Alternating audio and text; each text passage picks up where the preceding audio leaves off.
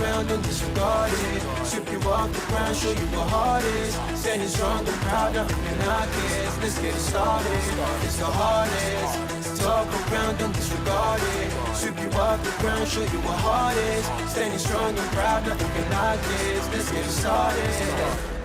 Yeah, get your boots ready. We're about to go on a trip where we wrestle, nobody settling or calling it quits. You're here for the grit, betcha this stuff is amazing. You're stumbling, welcome to the bump in the apron. Step into it, the hardest part of the ring. Here to bring fun, yeah, and this art he is king. It's the best thing, making sure you don't tap out. Don't go soft with the hardest podcast out. And it's not just another one, it's clear. Off the rest, in this content, none contest. Take the nonsense off the steps. You know it's nothing but pure gems when it's coming off the chest. Get it? Now it's time to sit and relax. Get your mind blown away, ain't no skipping this track. Have you paying more attention, no listening gap. Get everything I ever wanted, no giving it back. Yeah. Ooh, what's up, everybody? Welcome to the Apron Bump Podcast. I am your host of the hardest part of the ring, known by my mother and Dave across the street as Kyle. And we're here today, boy howdy, to get into a little progress wrestling. That's right, chapter 19. And not only is it just, I mean, you might hear that and you're like, 19, who gives a turkey about that? We're almost at chapter 20. That's going to be the big show. Who gives a hoot about chapter 19? Well, I'm here to tell you that you should care about chapter 19, because chapter 19 is a big show, and I'm not talking about Paul White. Come on now. Oh, we're cooking with gas here right at the start, man. Just setting the bar high for comedy here. So yeah, it's chapter 19, which, and by the way, just gotta throw this out there, I'll be doing this I haven't done a solo show in a while, so I figured, you know, I say solo, but in reality, it's me and you. You know, it's like a little, you know, we bring in other people sometimes, right? We're swinging. You know, we put the pineapple sideways in the shopping cart, you know, or whatever, and then we get some other people to join in. But in reality, this is it's always been about me and you, right? So that's what it's going to be today. A little, you know, look, I got the mood lighting going, right? Got, you know, I would have lit candles had it not been for my crippling phobia of candles. That's the whole thing. We don't need to get into that. But look at the lighting. Got a haircut. Got a buttoned up shirt for you. It's just me, you, and Jimmy Havoc murdering people with an axe. That's when people ask me, and I get asked this often. Hardest part of the ring, what's your ideal date? Well, I always tell them, I'm like, at least 3 threats of decapitation is what I need for a date to be successful. And Bob's your uncle, we get that in chapter 19. So sounds like I'm joking, but I'm very much not. But yeah, so chapter 19 is the debut of the super strong style 16. I don't know why I had such a hard time saying that. Let me try that one more again. The super strong style 16 tournaments. It is the first incarnation of this tournament. And if you're wondering what it is, it's very similar to the 16 karat gold tournament in Germany, or the Cruiserweight Classic. It's kind of similar to that when WWE put that on. They grab from different companies all over the world. They try to have an international flair to it, but in reality, it's just getting the biggest stars all over the world under one roof and having a single elimination tournament to crown the winner. And that is exactly what this tournament is, and that's what they're doing here at Chapter 19. And I don't know if they would go on to make this a thing in later years. I know they would bring this tournament back every year, but in this first iteration of it, the winner of the tournament becomes the #1 contender for the Progress Championship. So we are going to crown the #1 contender and basically set up the main event for Chapter 20, which will assuredly be a big show. And that all gets set up here. But we have a big show here as well.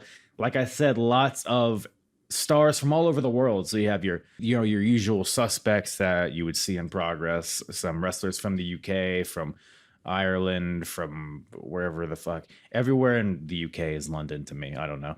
But anyways, but we also have some Americans in this tournament and some very familiar faces. There's my Asian Tourette's acting up again. But yeah, lots to get into. And before we get too deep into it, go check out my Chapter 18 review if you haven't already, you silly goose. But if you haven't, just to quickly set the scene here, Chapter 18 concluded with the return of the London Riots, the former stablemates of Jimmy Havoc. But a few chapters ago, Jimmy Havoc, Paul Robinson, basically threw them under the bus in a loser leaves town match, basically. So the London Riots had to leave Progress Wrestling, and it was all due to Jimmy Havoc. But they came back under the authority, or due to the authority, of Jim Smallman, because Jim basically recruited the Riots to murder Jimmy Havoc and Paul Robinson. And that's what is attempted in the main event of night one, which, by the way, I don't even know if I mentioned this. This is a 2-night event, which is another reason why it is a solo show, because if I had a guest on and we're talking about 19 matches, it would be a 5-hour show, and Daddy's throat is not that limber anymore. So we got to get so I'll try to, if I start rambling, stop me, okay? I know this is recorded, but yell at your device anyways. But yes, London Riots are back. It'll be them versus Jimmy Havoc and Paul Robinson in the main event. But leading up to that, we have all of our first round matches. The Super Strong Style 16, as the name suggests, there are 16 people in it.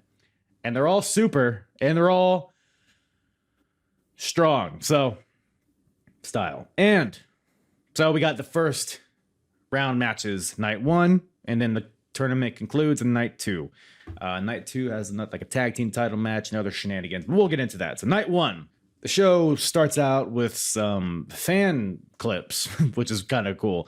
It's basically, I guess fans were able to send in like their predictions on who's going to win the tournament, which is kind of fun. That kind of fan interaction is becoming a staple of Progress. It's kind of what their identity is foundationed on. So I think Marty Scale's going to win. You know how they talk, right? It was just that over and over again in the beginning here, but then in the beginning, you got some Smallman banter with the crowd and all that stuff. It's kind of funny that they leave this in the show as like the pre-show stuff. It's like the rules, don't be a dick kind of thing.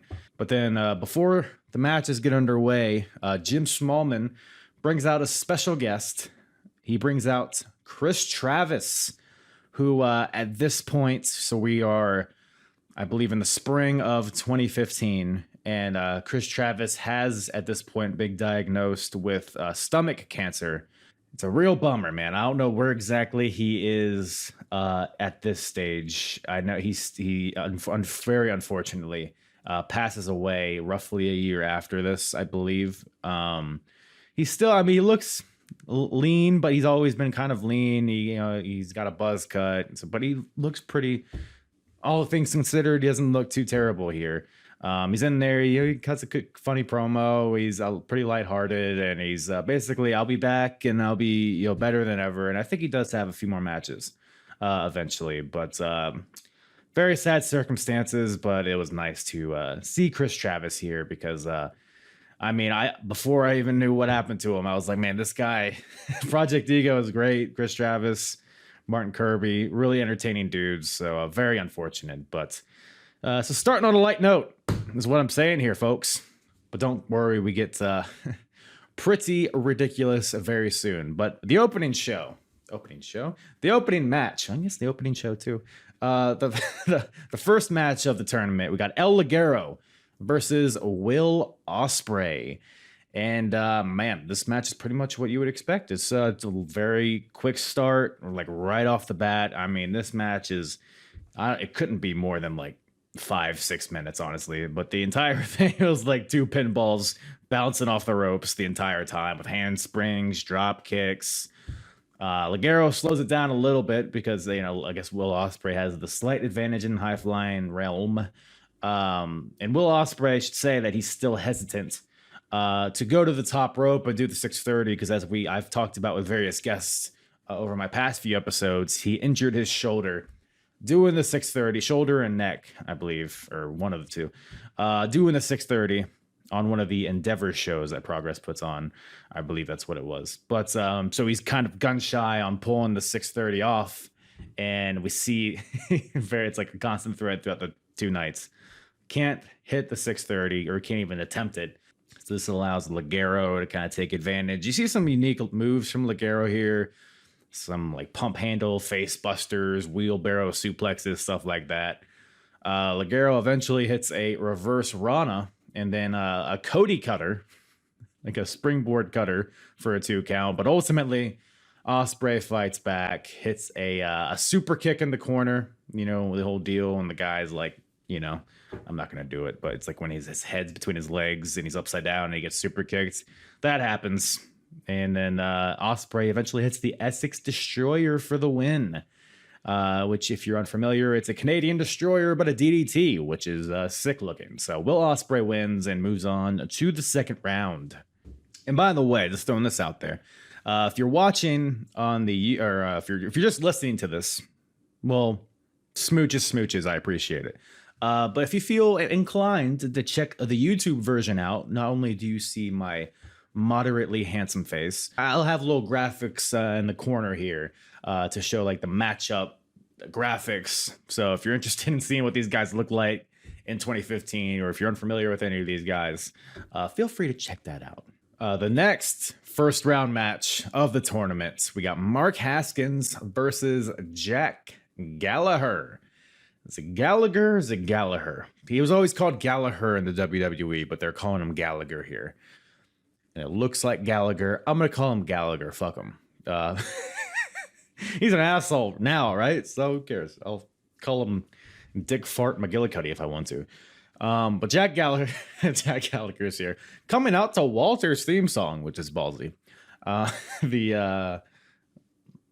God, I should know who. The fucking Imperium song, the original one. Was it Beethoven? That guy?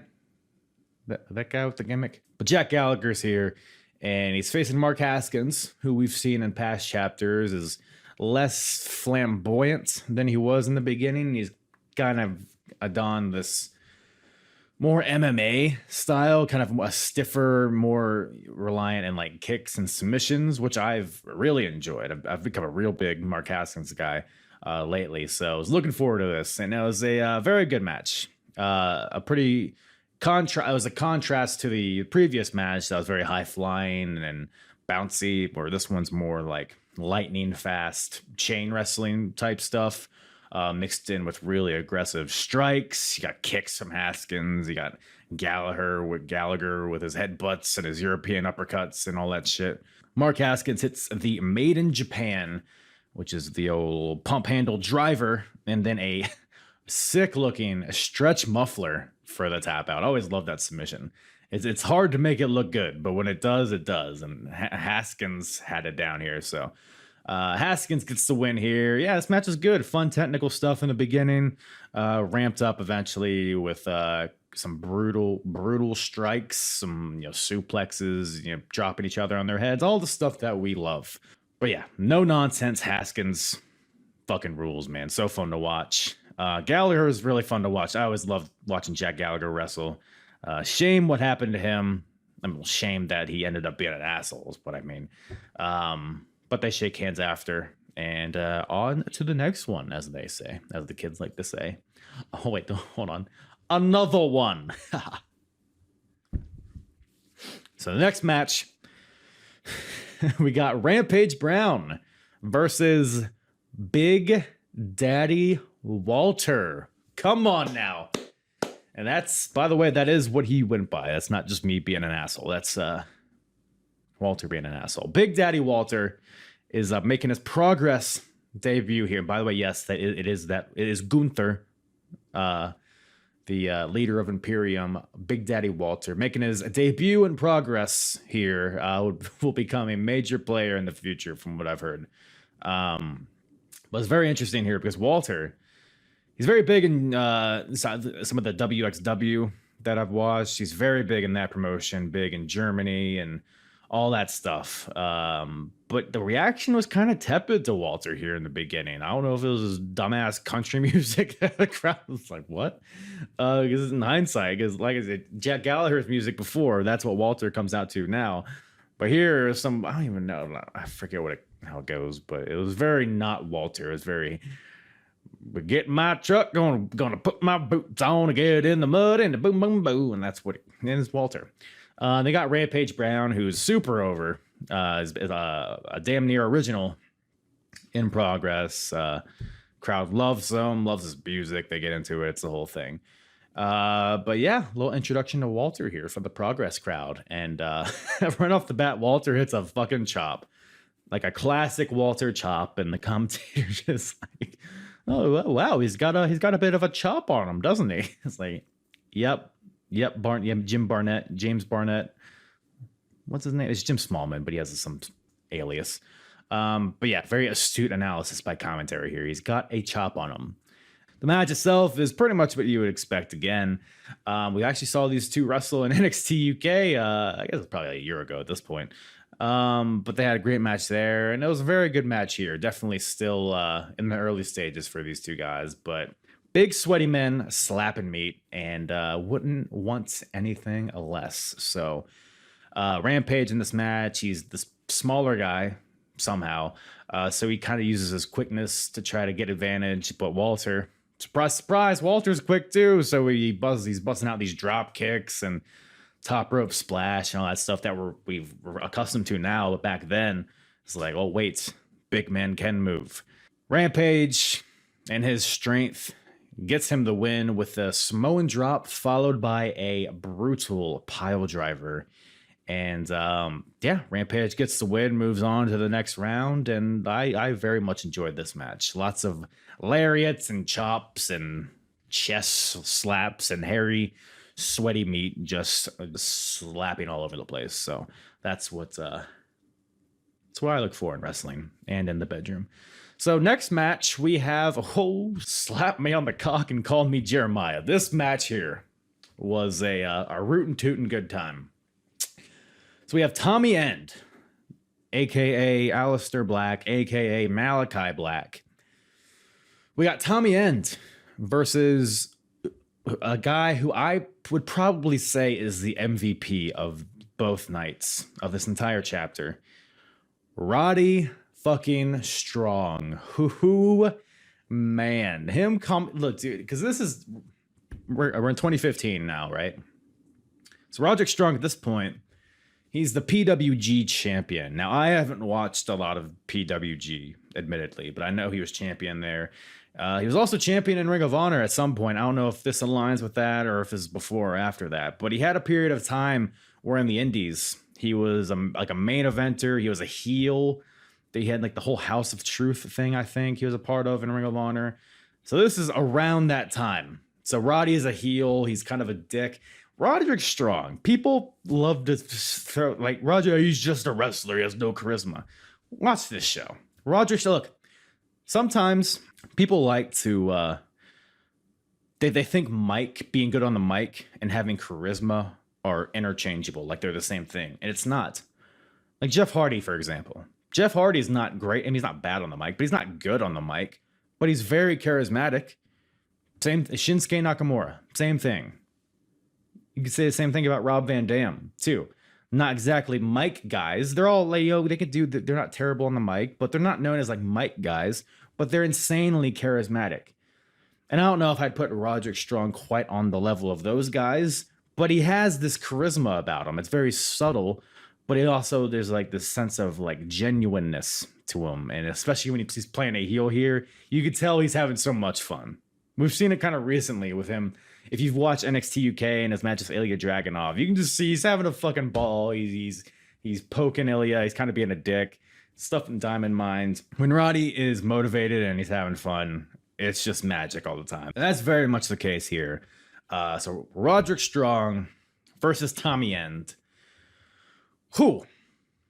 First of all, I gotta suck Roddy's dick a little bit more. I love the shirt that Roddy's wearing. He's basically the shirt that John Cena wore for a while, which I guess would be around this time. It said the champ is here, and it had an arrow pointing down, and I think it was the United States title he did this with. It was like a shirt that had the belt on it, like around the waist.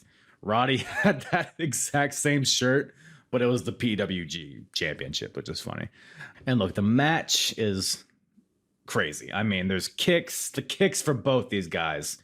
Like Roddy has really good kicks and knees and chops, and so does Tommy End. Like he has the Muay Thai background and all that stuff. So you can imagine when these two clash against each other, it's incredible. I mean, there's one sequence where, God, I don't even want to. It's like it was like Roddy hit a gut check, like a fireman's carry gut buster, and then he went off the ropes and then went for a knee, and then Tommy End counters with his own knee and then hits the black mass, and then Roddy bounces off the ropes, and then like there's this like counters, and the kicks and the transitions were so fluid and so fun to watch, and really fast paced in this match. But amongst all of this, right, amongst all of Tommy End just caving in Roddy's chest with kicks, and among Roddy, ripping Tommy End off the apron and hitting the backbreaker and all that stuff, amongst all this brutality, the crowd will not let up on poor Roddy's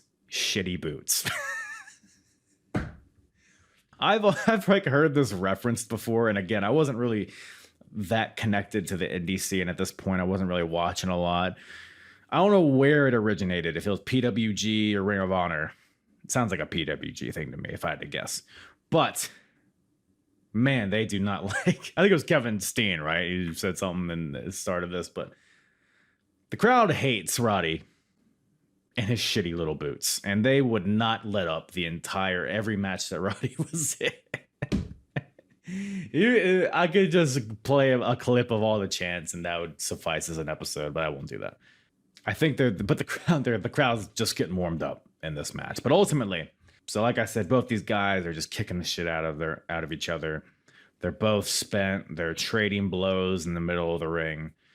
Ultimately, Roddy's able to get the advantage and hits the end of Heartache backbreaker on the Tommy End and gets the win, which is pretty amazing because they've been building Tommy End to be a pretty big deal at this point, but it will all make sense later. But Roddy Strong gets the win in this match and moves on to the next round. But yeah, I would say this is as far as the character goes, this is peak Roddy Strong as far as I'm concerned, and he's just as good in the ring here as he's ever been. So man, and as of recording this, there's rumors that we might be getting this Roddy again soon. So we'll see. But I'm of course rooting for him to have as much success in WWE as he possibly can. But there's also a big part of me that wouldn't hate hearing a Killswitch engage and having his shitty little boots ravaging the indie scene again. So good shit by both guys.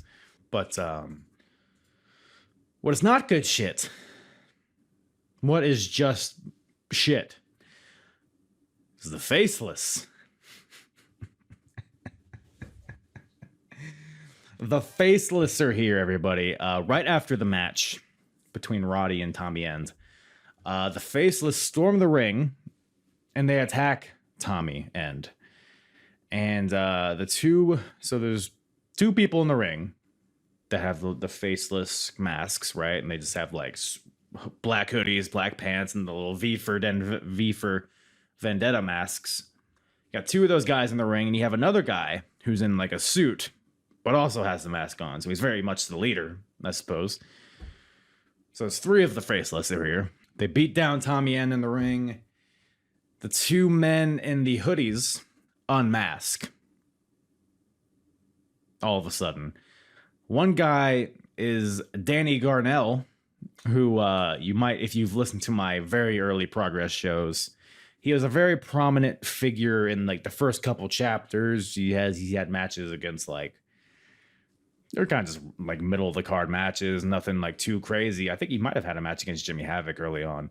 But Danny Garnell, who we have not seen in a very long time. It's probably been years, honestly, in real time. And then the second guy is a guy named Damon Moser. I believe I'm pronouncing that correctly, who is a Projo graduate, apparently. I've not heard of this guy really. So, but yeah, Damon Moser and Danny Garnell are two of the Faceless.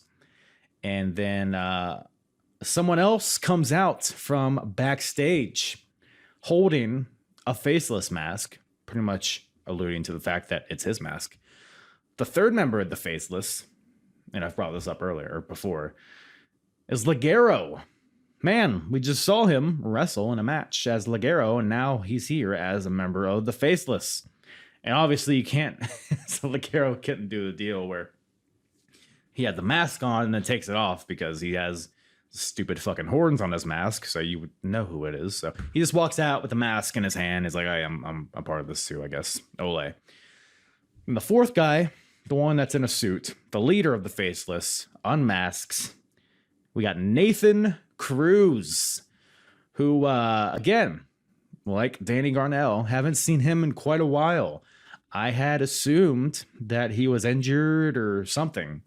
Apparently, he just wasn't being booked. Apparently, I mean, I don't know. This is the promo he cuts. He suggests that he's been ready to go for a long time. Maybe he was injured at some point, but he just hasn't been booked. Like, Progress didn't care about him.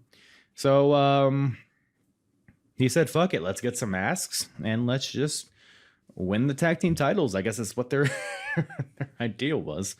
But yeah, Nathan Cruz is back and he's looking pretty jacked, by the way. He's looking beefy, this Nathan Cruz. And I was very high on Nathan. Like in the first couple chapters, he very much stood out. I mean, he's the first ever Progress champion, by the way. Very important note there. And then Ligero was the second ever Progress champion. Danny Garnell is a veteran in wrestling, and he, like I said, he was very prominent. Like he's undefeated, actually, even at this point. Never lost a match, but for whatever reason, just stopped getting booked. So I guess that's the premise of the Faceless, this whole faction. It's like, you guys, we were so important in the foundation of Progress, and then you got some shiny new toys, and you didn't really care about us, so we're gonna put on masks. I guess.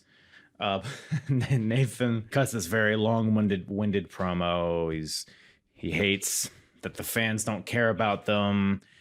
He hates that the fans try so hard to get themselves over. He hates all that stuff. And he says that we put on these masks to prove a point. And then he goes on to not really explain why he's wearing them. I don't know. The masks aren't really explained at any point, as if this isn't stupid enough yet. Well, it's about to get a whole lot stupider. So Nathan, still talking, goes on to say, you know, they're part of this war. I guess they're in a it's the Faceless are at war with Progress Wrestling and its fans. And Nathan's like, you know, at wars, they have generals and they have foot soldiers. And foot soldiers are generally the first casualties of war. And then Nathan and Ligero double super kick to Danny Garnell. Kicked him out of the Faceless as soon as he unmasked. And you might be asking, why would they do that? Well, I also asked that, and it was never really answered, never really made clear. Like, why wouldn't you just have another number in your faction? But I guess he's a foot soldier, so kill him was what he was trying to get over. It didn't make a lot of sense to me. You could even hear there's the whole. By the way, as all this is going on, the beatdown, the unmasking, the promo from Nathan Cruz, the crowd's kind of like, it's not really boos. It's just like a confused murmur among the crowd. And they super kick Danny Garnell, kick him out right away. And you could hear one guy yell very loud, "This doesn't make any sense." Yeah, it doesn't. But the Faceless is dead, according to Nathan Cruz. They all take their masks, they throw them on the floor. Apparently they're made of like fucking glass or porcelain or some shit, because they toss them on the ground and they just shatter. And Nathan basically dubs this faction The Origin. So they're no longer the Faceless, they're The Origin. They basically tell Damon Moser to go to the back, which why is he still even want to be a part of this?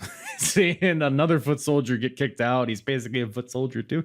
Who knows? But they hold up because remember they're the tag team champions, I guess technically, right? So they still have the shields and they struggled, they like botch putting them together, and the crowd laughs at them.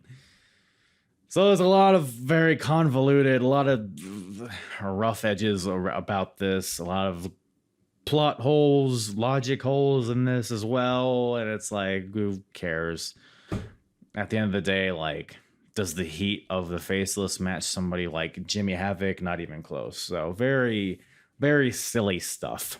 But we get more of them in night 2 when they defend their shield. Who do they defend it against? Who does the Origin defend their Progress tag team titles against? Well, against the man that they beat down and his tag team partner, Michael Dante, the Sumerian Death Squad, who we saw at the last chapter. They had a banger of a match against Chuck Mambo and Jesus. So very excited to see that in night 2.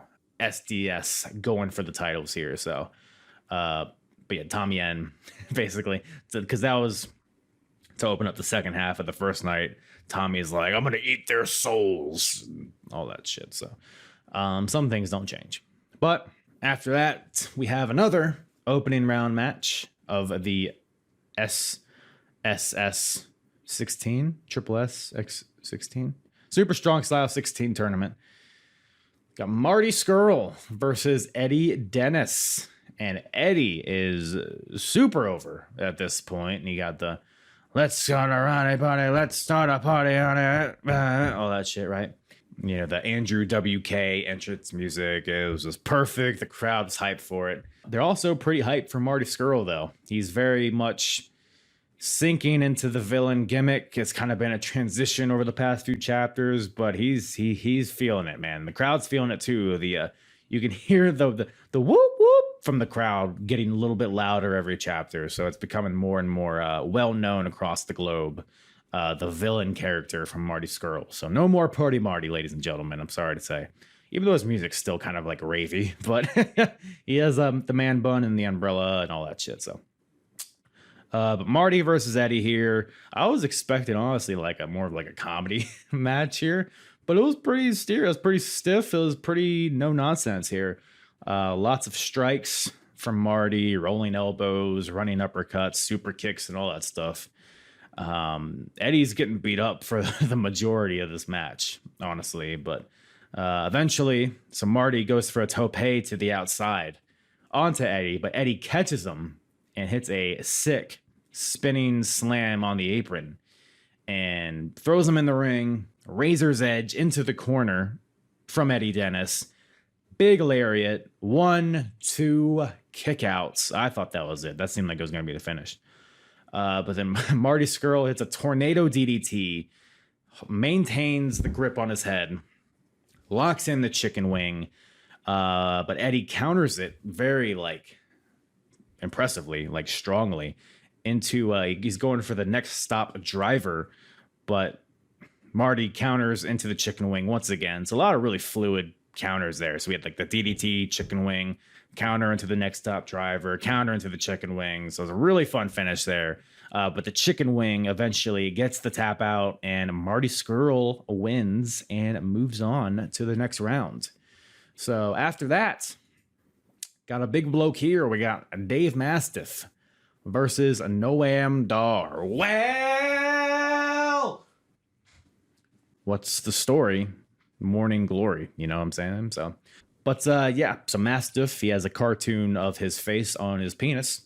So that's a thing, apparently.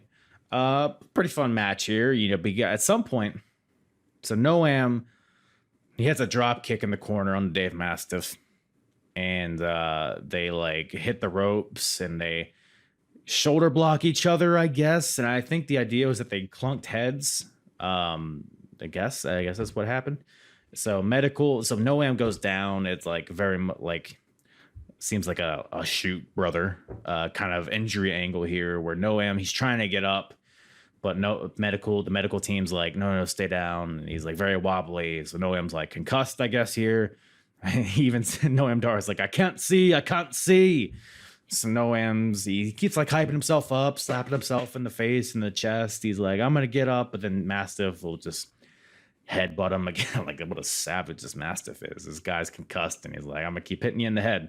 But you gotta do what you gotta do to win, I suppose. But Noam does try to fight back. The Dave Mastiff, he goes for a cannonball in the corner, but Noam gets to his feet. He wags his finger in his face, but then he just gets dropped with another headbutt, and then like another boot to the head. And at this point, Noam Dar does fight back again. He locks in an STF at some point, but Mastiff fights out by kicking him in the head again. So just a brutal assault to the head of Noam, especially after them clunking heads and Noam getting injured, I guess. But eventually the match just gets thrown out. The ref stops it. So Mastiff, I guess, wins by TKO. And really aggressive stuff by Mastiff here. And it'll get kind of clarified in the second night. But this is basically starting a bit of a feud between these two guys.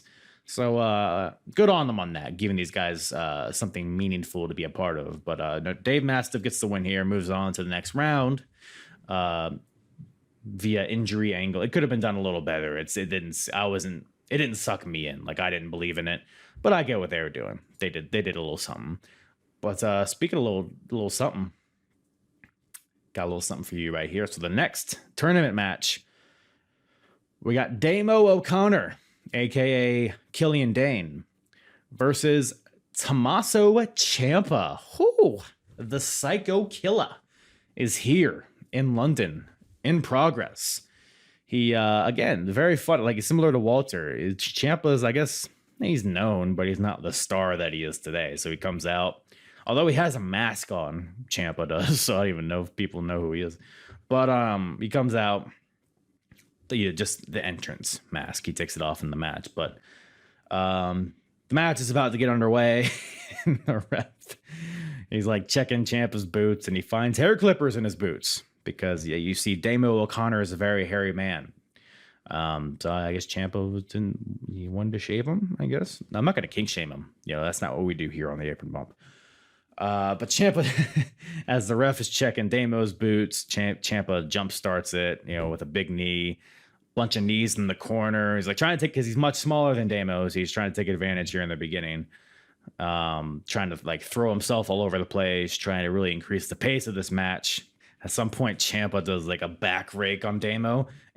He's like looking at his fingers. He like wipes his fingers on the ref's shirt to get the hair off, which is silly Tommy. He's only that Tommy Ciampa. Who could stop him? But Damo fights back because Ciampa's trying to knock him off his feet. It takes like 10 strikes to even wobble him. But then it's just one big clothesline from Damo, knocks out, just completely wipes out Ciampa. Damo does the little surfboard senton, so he like stands on Ciampa's back and then lays out with the senton, which is a fun spot. Looks pretty brutal too. So Damo starts to get some offense here, and he's just squashing Ciampa like a pancake. Damo does the deal where he like power slams Ciampa, then hits another senton. He also hits like a rolling fireman's carry, which just looked stiff as hell, like a bag of bricks. He landed on Ciampa's chest. Ciampa fights back. He hits a very impressive air raid crash, because that's a big boy to be doing that to. We get a little "This is progress" chant, which is fun because neither of these guys are particularly over, not coming into this match, because Damo is very new.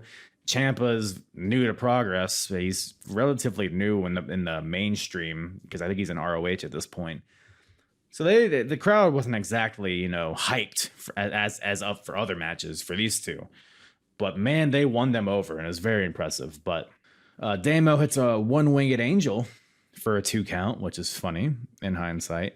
But then Damo tries to follow up with a coast to coast. Yeah, like from Big Damo is trying to do this. Well, but we've seen him do it in NXT, so we know he can do it.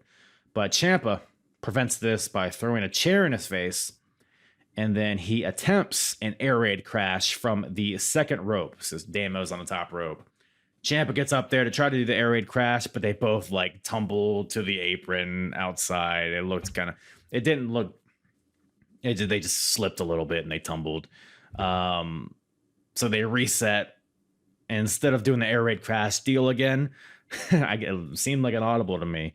Ciampa actually so Damo's back on the top rope. Ciampa picks up Damo in a powerbomb position and hits the Project Ciampa. Kind of. Because if you're not aware, the Project Ciampa is the powerbomb into the double knees. But I feel like if he were to do that, his knees would collapse forever. And they would just disintegrate into dust, I think, if he tried that. So it's more of just like a power bomb. But Ciampa gets the win here with that. Wonky finish, but a fun match overall. So Ciampa wins and moves on to the next round. And that brings us to the last tournament match of night one. Battle of the Zack. Zack battle. Zack attack. We got Zack Sabre Jr. versus Zack Gibson. Zack Gibson is quickly becoming the Zack Gibson that we know today, the grizzled young veteran Zack Gibson. Because I think he was on the very first chapter. He was just a plucky young baby face, and now he's here, and the crowd's singing along to his theme song, and he hates it. Everybody's yelling Liverpool. I'm not European. From what I understand, I guess, and if you're in Liverpool, you're going to get your car stereo stolen. I guess that's what the crowd's telling me. But they're making a lot of Liverpool references, and I'm sure they're stinging. I'm sure, but everyone's hammered at this point, so they're just shitting on Zack Gibson the whole time. Zack Sabre Jr.'s in there. He's pretty much what he is today. So, but a note here. So I guess Gibson broke his finger in a previous match. I don't know if that was the last match in progress that he had, or if that was just another promotion altogether. I think it was another promotion. But he broke his finger recently, I guess. So he politely, well, not very politely, kind of cunty actually, asked Zack Sabre Jr. to stay away from his finger. And Zack's like, fine, I'll just break your neck and both your legs. Because, he's Zack Sabre Jr. He's a man of 1,003 holds, I think is what he says. So very chain wrestling heavy this match is. Gibson targets the arm of Sabre Jr., sends his finisher as the Shankly Gates, which is an arm-based submission hold, so it makes sense. But Zack Sabre Jr. eventually fights back. He's the better chain wrestler here, so he gets the advantage eventually. Hits a PK for a 2 count. Gibson hits a cross-legged brainbuster for a 2 count. So both these guys are pulling out all the stops. But eventually, ZSJ hits a Northern Lights suplex, floats right into an armbar, and yanks on the fingers of Zack Gibson. Specifically what Gibson said not to do. I mean, Sabre Jr. is kind of a dick here, but whatever. He gets the win. Zack Sabre Jr. does with this armbar and moves on to the next round. And that brings us to the main event of night one. We have a tag team match. The London Riots, the team of James Davis and Rob Lynch, versus Regression, the team of Jimmy Havoc and Paul Robinson. So laid out the backstory earlier. Riots were formerly aligned with Havoc and Robinson, but Regression turned their back on the Riots. The Riots were initially fired, but they were brought back because they wanted revenge. And Jim Smallman was all about that. So he's basically buddies with the London Riots now, even though they beat him up with a cricket bat earlier, like 10 chapters ago or whatever. But, I digress. I regress. So Havoc and Paul Robinson come out. They both almost get in fights with people in the crowd. They have great heat here. Jimmy Havoc does. Jimmy, y'all a cunt. Jimmy, y'all a cunt. That chant. So this match is basically a tornado tag match. At least in the beginning it is. Lots of brawling on the outside. Chairs, everybody's getting thrown into the chairs that are ringside and getting thrown into ring posts and all that stuff. At some point, Jimmy Havoc, he power bombs James Davis on the floor, which is just like a basketball court, basically. That's what it seems like. It's just a wooden floor, so it's just like a flop. Takes him out for a good amount of time, James Davis. So for a while, it's pretty much a handicap match where Havoc and Robinson are teaming up on Rob Lynch. But eventually Davis gets back in it, and then Paul Robinson getting thrown around by big men is never gonna not be entertaining to me. It's just because Paul Robinson, I think that he was built at like 118 pounds or something. Like he's a very small lad. He's very Dobby-esque. But eventually the Riots, James Davis makes the hot tag. He's now recovered. Yeah, everybody's getting suplexed. Everybody's getting an exploder suplex. At some point, James Davis, he like throws Paul Robinson in the air, throws him at Havoc, so Havoc catches Paul Robinson. But then Rob Lynch comes from behind him and German suplexes both Havoc and Robinson at the same time, which is very impressive. James Davis misses a moonsault on the Havoc, though. This allows Havoc to attempt a Rainmaker onto Rob Lynch, but Rob Lynch counters into his own Rainmaker, a big one. And Rob goes to the top rope, this big ass. Goes to the top rope, goes for a spiral tap onto Havoc, but Havoc gets out of the way. Havoc then hits the Rainmaker on James Davis, but Rob Lynch breaks it up. The Riots go for the district line onto Paul Robinson, but Paul flips out of it and blows both of them at the same time.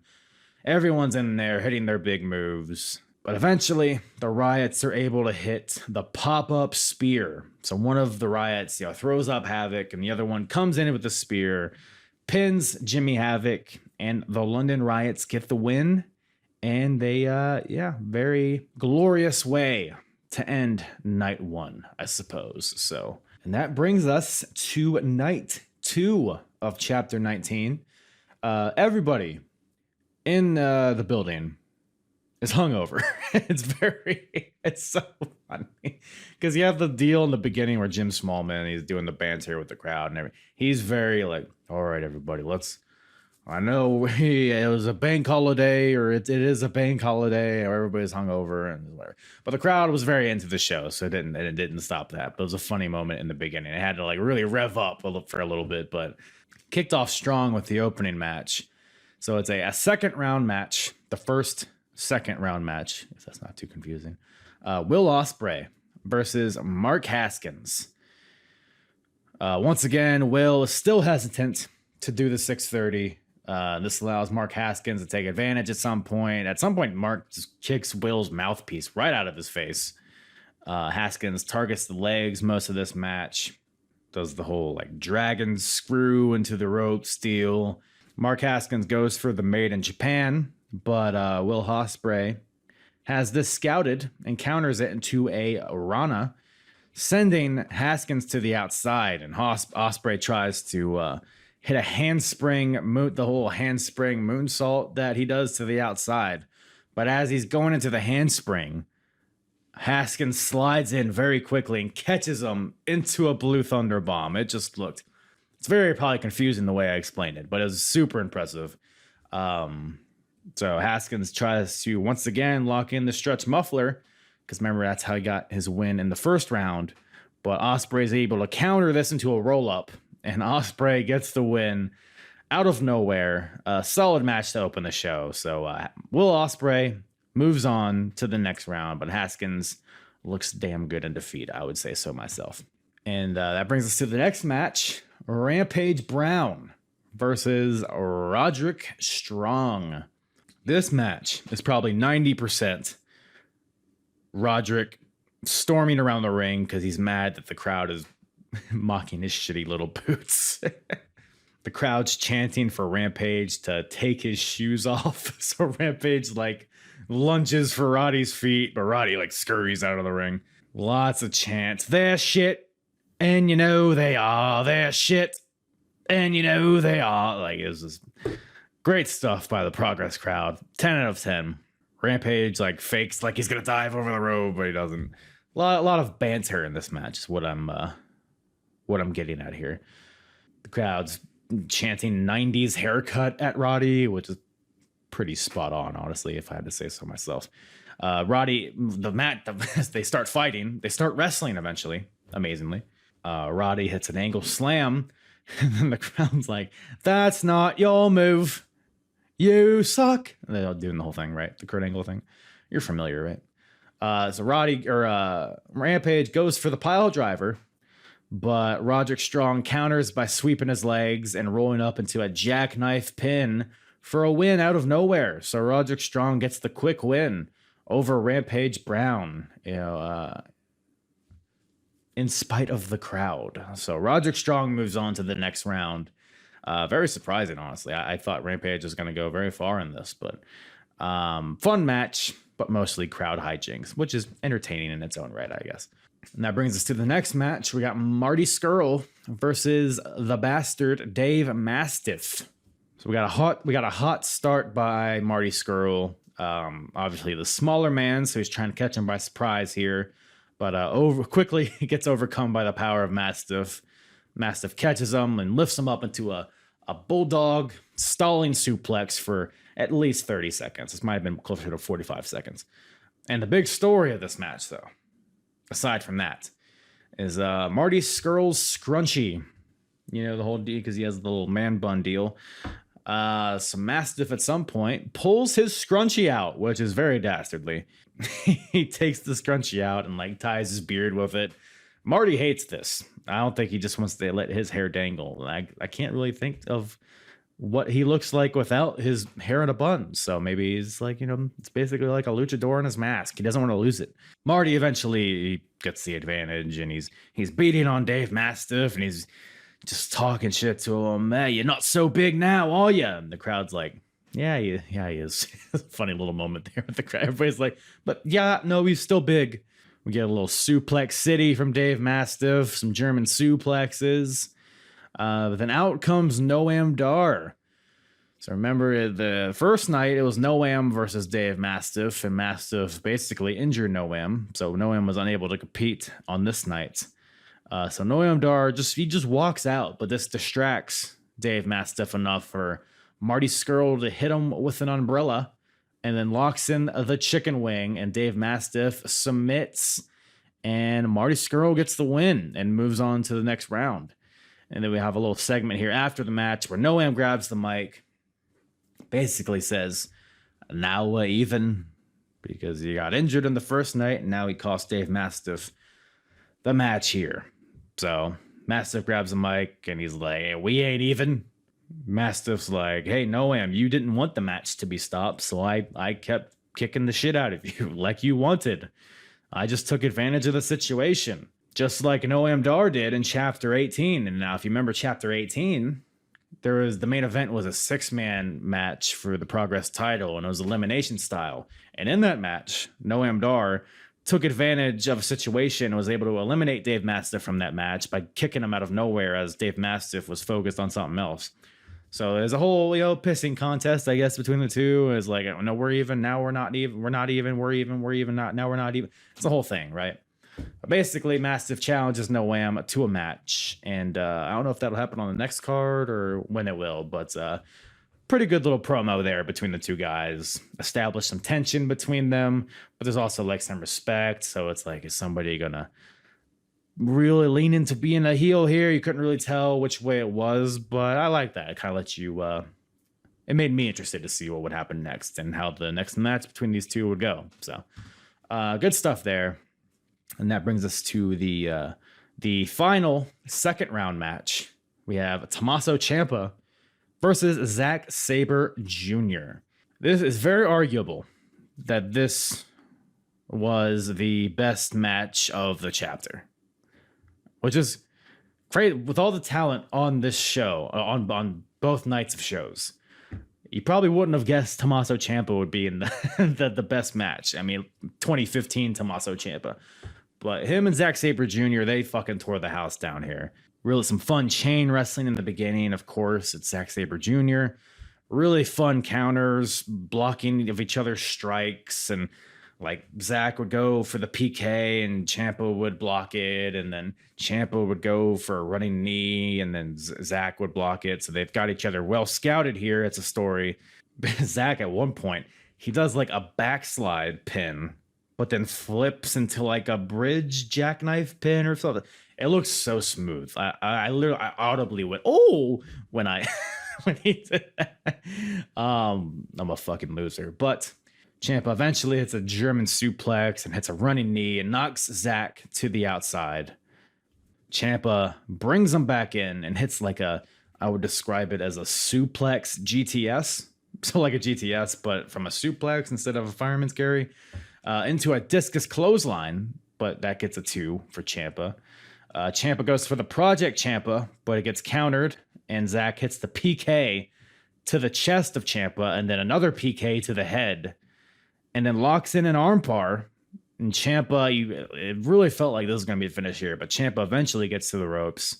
They fight on the apron a little bit. Ciampa's able to hit the air raid crash on the apron, rolls Zach into the ring very quickly, pins him, but Zach kicks out at 2. Crowd's really into it at this point. Project Ciampa attempt again, but I get countered into an armbar. So to set the scene, so Project Ciampa, it's like a powerbomb position, right? So Zach grabs the arm of Ciampa, pulls him down into an armbar. Ciampa lifts him back up into a powerbomb position, and then hits the Project Ciampa. Finally, it was just like really like you didn't expect any of those counters to happen. Basically, is what I'm saying. So Project Ciampa hits, but only a 2 count. You get a lot of strikes from Ciampa, a sick boot to the head.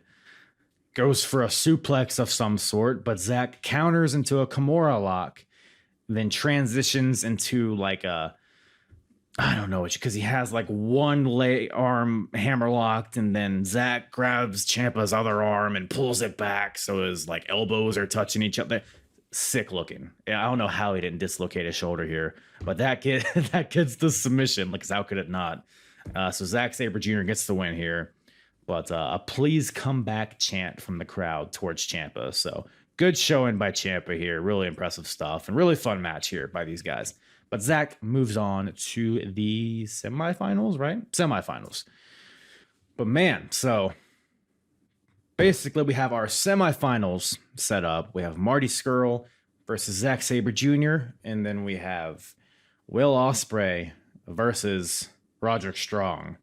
So very, very strong Final Four. But before we get to that, we have the first ever women's match on a main Progress show. And I say main show because I think they've had them on the Endeavor shows, which if you're not familiar with that, it's kind of like the NXT to Progress. So it's kind of the lower level. You see a lot of Projo guys, a lot of new guys and girls, I guess. They do those in between the chapters. Like I said, it's lower level. But here we have a match on the main show with 2 women. And not only is it a women's match, it is a street fight. And holy shit, was this awesome. So we got Jenny versus Pollyanna. So you might know Jenny from NXT UK. Yes, it is that same Jenny versus Pollyanna, who I was not familiar with until I watched this match. But I'm a big Polly fan coming out of it. Big in the independent scene in the UK and all of Europe. So good to see this. Really fun stuff. I guess they had been feuding on Endeavor for a while. So this is kind of the blow-off match. And like I said, it's a street fight, and they made use of that stipulation. And, you know, Pollyanna is a Polly. People call her Polly, I guess. Super over with the crowd. She's bringing out the kendo sticks right away. So Polly's hitting Jenny with these kendo sticks, which prompts a hardcore Polly chant, which is fucking clever. So kendo sticks, chairs, tables. I mean, this match has it all. And I should say Jenny has pretty much the same gimmick here as she does in NXT UK, the fashionista, all that. She has an assistant here who goes by the name of Elizabeth. At some point, Jenny grabs the kendo stick, swings it at Polly, but accidentally hits Elizabeth. Takes her out for a little bit, but that Elizabeth is resilient, so she eventually gets back up. Polly goes for a sunset flip powerbomb onto a chair, but Jenny counters into an X Factor onto the chair, and then Jenny just proceeds to the most brutal kendo stick shots I've ever seen in my life, I think. Just splinters it, hitting Polly in the back several times, back and head. And then Jenny grabs a mic and tells the crowd to shut the fuck up. Very, Very scathing promo here from Ginny mid-match. Tells Polly to just quit and holds the mic up to Molly's mouth. And Polly is like, you hit like a bitch. And then we get some more very brutal. I need to like post a clip of these kendo stick shots because they were sick looking. Ginny's just wearing out Polly with these kendo stick shots. Gets a 2 count, amazingly. Ginny's going for like a superplex, so she gets to the second rope, but Polly fights out of it. Ginny falls so that she's like on the second rope. So like her upper body's on one corner, second rope, her legs are on the other corner of the second rope. Does that make sense? Probably not. But Polly hits a double stomp as Ginny is between the ropes. Now Polly has the kendo stick. She's just as good with this kendo stick as Ginny is. Polly hits a senton to the outside onto Ginny, throws her back in the ring. But Ginny finds a chair and just tosses it at Pollyanna's face. And then Ginny sets up 2 chairs and hits an angel's wings onto Polly, onto these setup chairs. But kicks out. And how is this match going to end? Is what I'm thinking to myself as I'm watching this. Eventually, Polly brings out a table. Polly not only brings out a table, but she brings out the lipstick. Rubs it all over Ginny's face. I guess she hates that. Because she's a fashionista, after all. You can't just waste that lipstick. I'm sure it's great lipstick. Ginny eventually fights out, hits a rope-hung DDT onto a chair. And then Ginny eventually sets the table up in the middle of the ring. Polly reverses and hits a power bomb onto Ginny through the table and gets the win. So Pollyanna gets a win in a brutal street fight between these 2 ladies. Really good stuff. Really fun way to kick off the women's division, I guess, on the main Progress show. So really good shit there. I know the women's division would eventually get like Toni Storm and Nina Samuels and I think Jordan Grace and people like that would pop in. So eventually you see a lot of stars of today in Progress in the women's division. So good stuff there. But that brings us to the first semifinal match of the Super Strong Style 16 tournament. So we got Will Ospreay versus Roddy Strong. So Roddy makes his entrance, right? Then you got Will Ospreay makes his entrance.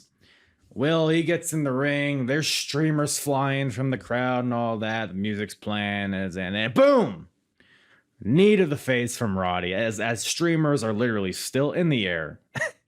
The Roddy jump start, because, and it's a funny little note because both of Roddy's matches have been him like stalling in the beginning. Like he'll like antagonize his opponent, then he'll like, run out of the ring and walk around a little bit. The crowd will chant at him. It's the whole thing. He's stalling in the beginning, has been his MO thus far. But here he's starting off hot with a big knee, catching Ospreay off guard. So they're brawling on the outside. Eventually Will fights back, throws Roddy all over the place, all in the chairs and all that. They're fighting all over the place. Roddy eventually hits a backbreaker on the ring apron and a really sick apron bump here.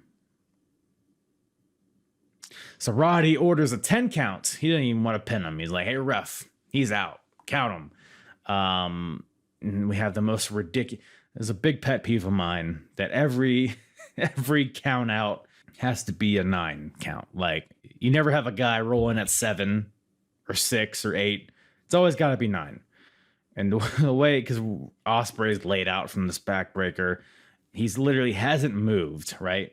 The ref counts 9, and he just pops up and sprints into the ring. Like, it's just stupid looking. But whatever, the crowd's fucking amped for it, I guess. Ospreay is able to hit a huge step up tornado DDT. Again, goes for the 630, but still can't do it. Roddy capitalizes, hits a big ol' superplex. Ospreay hooks the leg as they land and gets a close 2 count. Roddy goes for the gut check, but Ospreay counters into a Rana pin for another close 2 count.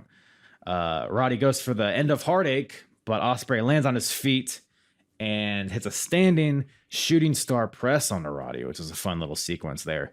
We got a second rope corkscrew from Will Ospreay for a 2 count. Lots of really fun false finishes in this match. Man, great fucking finish here. So Ospreay comes off the top, goes for like a crossbody or something, but Roddy evades, and then Roddy hits him with a huge sick kick.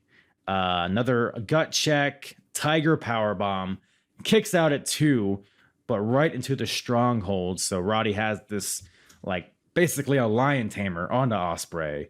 Ospreay counters into a roll up for the win. Holy shit, out of nowhere. Just a crazy sequence there at the end. This probably, actually, you know what? This is probably the match of the night now that I think about it. Just awesome stuff here from both these guys. Roddy's eliminated here, but like I said, probably the MVP of the entire chapter, in my opinion. But great stuff there. And Ospreay moves on to the finals. Oh man, who would have thunk it? Probably everybody, if you've been paying attention. But the next semifinal match got Marty Scurll versus Zack Sabre Jr. For lots of history between these two guys. They actually faced each other on the first chapter. Had by far the best match of the night on the first chapter. Still one of the best matches probably in Progress history at this point. And this match is different. If you're not aware, so these guys, Scurll and Zack Sabre Jr., they were a tag team called the Leaders of the New School. And funny enough, I brought up the first chapter. They were also in a tournament on the first chapter, and they also faced each other in the semifinals of chapter 1, which is pretty funny. But lots of this match it's funny because it's a semifinal match. It's been this brutal tournament. There's a ton of comedy in this match. Lots of chain wrestling, but they're like tickling each other's buttholes and stuff like that. Kama Sutra chant at some point, like Zach locks Scurll in like missionary position, and it's kind of hot, but it's kind of silly as well. But gets serious very quickly with Marty Scurll hits a super kick to the shin of Zach, and then they start trading strikes, and Zach's going for the arm bar, Scurll's going for the chicken wing. So you got a lot of counters because these guys know each other very well, so they're countering everything pretty much that each guy's trying to do. But Zach eventually locks in the armbar and gets Marty to tap out. So, the story here, two guys know each other very well, countering pretty much everything. But the one time one of the guys is able to lock in their submission is all it takes. So Zach gets the win, and that sets up the finals. So we got Will Ospreay and Zack Sabre Jr. to be the finals of this tournament, and the winner will be the number 1 contender for the Progress Championship. But before that, we got a tag team title match here. We got the Origin, the team of Nathan Cruz and Ligero versus the Sumerian Death Squad, the team of Tommy End and Michael Dante. So we got the Origin, like they've gotten rid of the faceless gimmicks. The guy gotten rid of the masks. Still kind of a cool visual though. Like I said, Cruz is kind of bulked up, and you got like evil Ligero. It's kind of giving me like evil Doink vibes a little bit. But Damon Moser's still there for some reason. I feel like it's only a matter of time before he gets kicked out of this group too. But he jumps the SDS in the aisle, which allows the Origin to take advantage in the beginning. Ligero goes for like a cannonball ringside into Tommy End, but Ligero and Tommy gets out of the way, and Ligero goes crashing into the ringside chairs. These chairs have taken a beating this show, I swear. It's a lot of brawling on the outside. Tommy End and Nathan Cruz eventually like fight at the bar. It's like in the back corner. There's a lot of "this sounds awesome" chants because it's, most of the crowd can't see what's happening because there's not, like a Titantron or whatever, So a lot of crowd fighting, which kind of, you can kind of tune out of that, I guess, at some points. But they eventually make their way to the ring. Ligero, they do not like Ligero because they normally chant "ole, ole, ole, ole," but they are chanting "fuck you, fuck you, fuck you, fuck you." Okay, so, but anyways, in the ring, pretty fun match, I guess. Once it gets to the ring, the SDS, the Sumerian Death Squad, they have some of the most beautiful double team moves I've ever seen in my life. There's one point where Dante has one guy in a side slam position. Tommy End leaps over the top rope into a power bomb, like while the guy's in side slam, so it's like a double thing. It sounds crazy, but it also looks fucking dope. So, but the Origin, to their credit, have some pretty fun double team moves of their own. Got a little DDT from Nathan Cruz into a wheelbarrow suplex from Ligero, which looked perfect. And they go for the what's the move? They still do it. Tommy or Malachi Black and Brody King. It's like a suplex into a power slam, which they call the Black Mass. Which they go for it. They go for the Black Mass, but Ligero fights out of it. Ref takes a bump at some point. Damon Moser's in, attacks Tommy End in the ring, but the ref is down. They set up because the tag team titles are two halves of a shield, so they set up one shield. Tommy End's in the corner, sitting. They put the shield on top of him. Double drop kick into the shield, into the face of Tommy End. They give Damon Moser a chair. They're like, hey, crack Tommy End in the head with it. But Damon Moser, he just can't do it. He's just conflicted. He doesn't want to be a part of this. So Dante is back in. Michael Dante spears the shit out of Damon Moser. Cruz picks up the chair and hits Dante in the head with it. Ref is back in. Cruz makes the pin. Oh, not this way. Not this way. 2 count. Ligero goes for the C4L, which is a springboard tornado DDT, but it gets countered into a super kick from Tommy End in midair. Black Mass for the win. New tag team champions, the Sumerian Death Squad, Tommy End, Michael Dante, the new holders of the Shield. So great shit there. Crowd goes nuts. Streamers everywhere. After the match, Ligero and Cruz attack Moser. So I guess, yeah, it didn't last too long at all, I guess. So now it's just not even a faction. It's just a tag team. Ligero and Cruz. But there's a big one-day champs chant at Ligero and Cruz, even though they've technically been champs for a couple months, but ever since they unmasked, it's only been one day. So we'll see if they continue to even be a thing at this point. After that, we have, I guess, the losers bracket. It's a 5-way match. So we got Eddie Dennis versus Big Daddy Walter versus Jack Gallagher versus Zach Gibson versus Damo O'Connor. So all of the losers from the first round, minus Noam Dar, who is unable to compete, and also minus Tommy End and Ligero because they were both in the previous match. So everybody else is in this match. Just a bunch of shenanigans in this one. A funny moment here. So Walter comes out again to his hibbity bibbity bobbity country music, and then right after him is Jack Gallagher with the Imperium music. So there's a funny little moment there in hindsight. But Gibson grabs the mic. He's like, "Okay, once again, I told Zack Sabre Jr. not to touch my finger, but look here. You're not gonna believe this. I also hurt my shoulder the previous night." So I'm asking all of yous to stay away from my finger and to stay away from my left shoulder. So, spoiler alert, they don't. So the match gets underway. It's just chaos, as you would imagine. You got Damo and Walter slapping meat.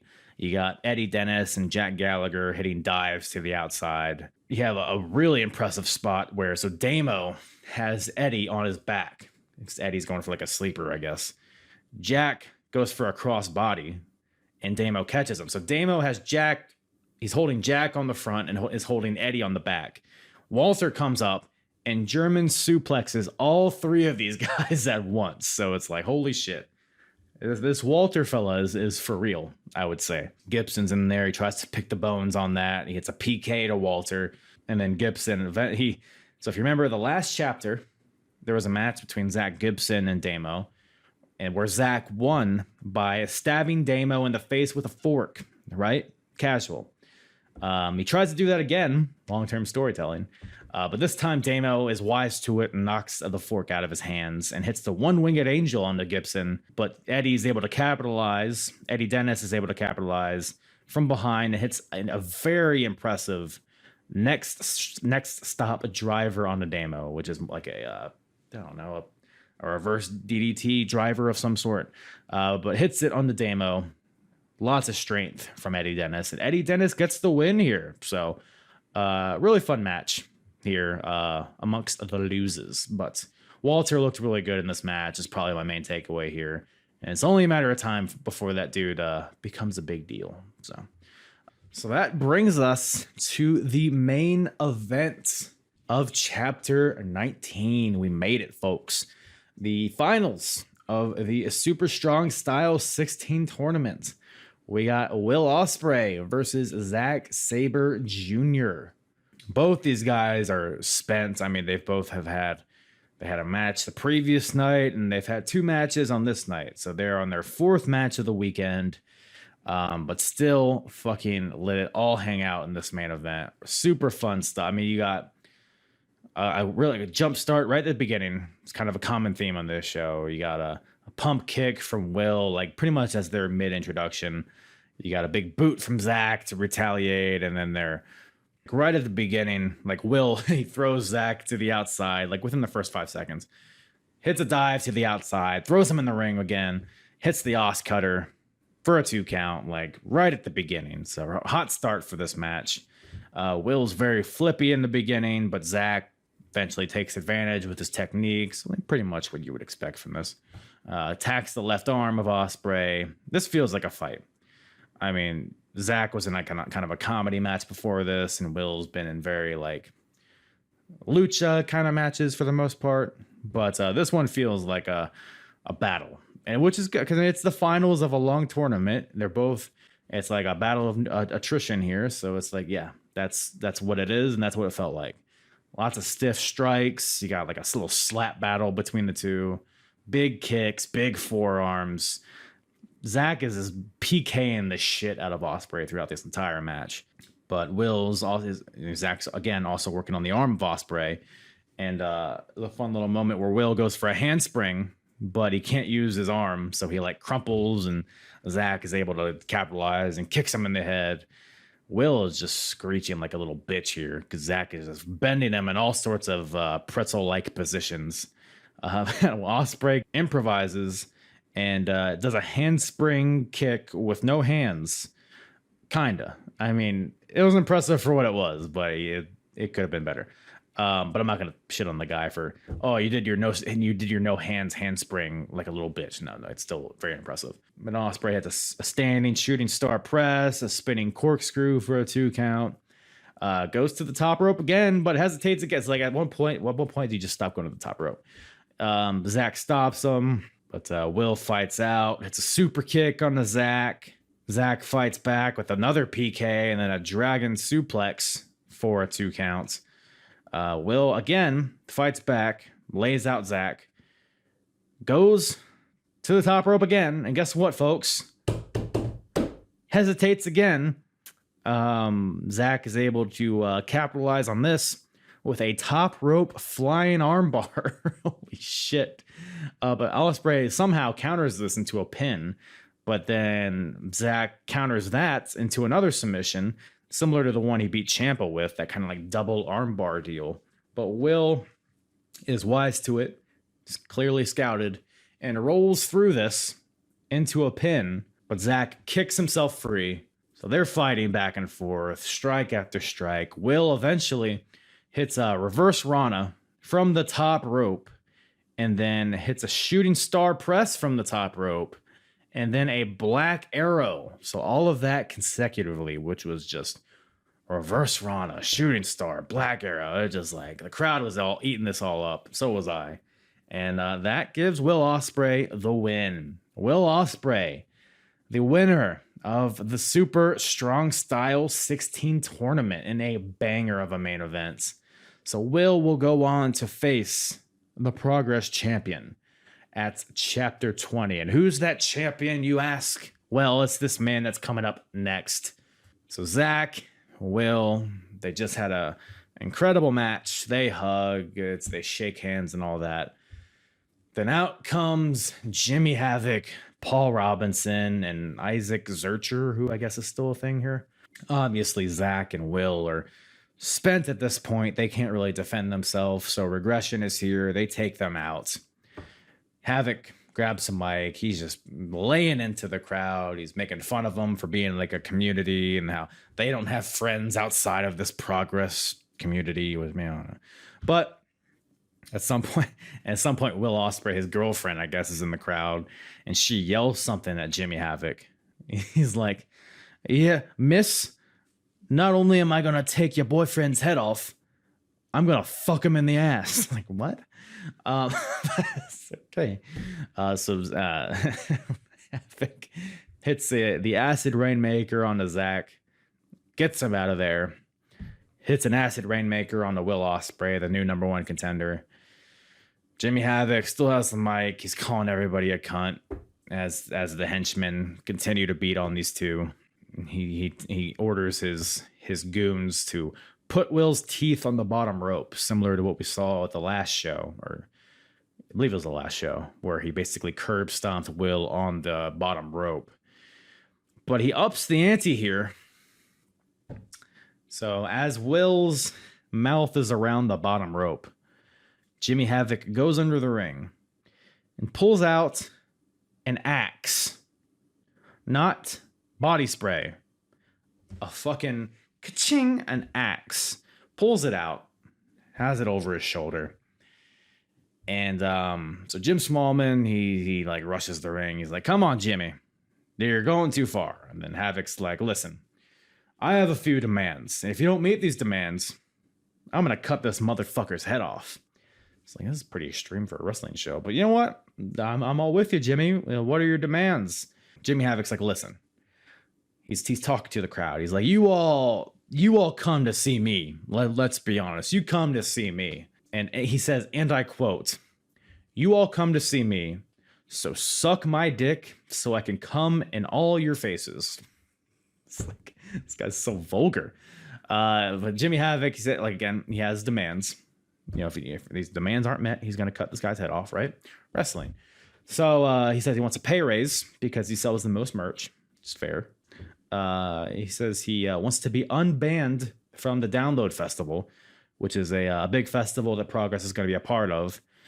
Jim Smallman previously banned Jimmy Havoc from appearing here, but I guess, you know, to avoid the decapitation of one of his wrestlers, probably going to have to unban him here. But Jimmy Havoc also wants their title match in July at Chapter 20 to be a no disqualification match. He says that if Will does indeed show up, because he doesn't want to face Will, he knows Will has his number ultimately, right?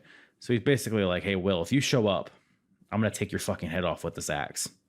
So he's basically threatening him. And he wants a forfeit situation, I guess, to retain his title. So that's basically the deal here. Jim Smallman, he says, "Yeah, fuck you. I'll meet your demands." So Jimmy Havoc drops the axe, but he still curb stomps the shit out of him on the bottom rope again. Progression, they walk out. They start walking out. Will Ospreay has come to. He grabs the mic, gives a really emotional promo saying, he says that, "Hey, these fans, we're all family." And he says he's got 700 people watching his back. So he's got you Havoc, you got your goons, I got 700 people, plus the London riots. And July will be the last time you hold up that title. So sets up Chapter 20 very well. Made me really want to check it out, and I will very soon. So good shit there. And that brings Chapter 19 to a close. Boy, howdy. What a journey.